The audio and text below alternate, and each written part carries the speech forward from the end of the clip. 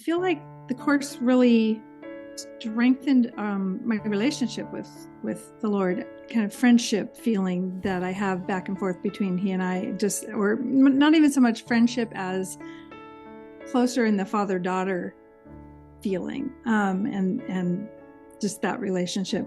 It's gotten a lot better that way through the Eat Live Thrive Academy, and then doing the Voice of God course, through the journaling that we do, being able to give him more control in the area of diet and lifestyle.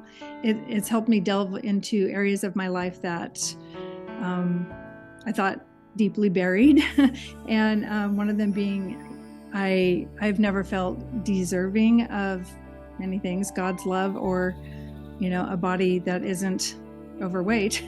I've always felt like that's for other people, not for me, and so God's been helping me work through that, and showing me how much he loves me, and that I do deserve his love.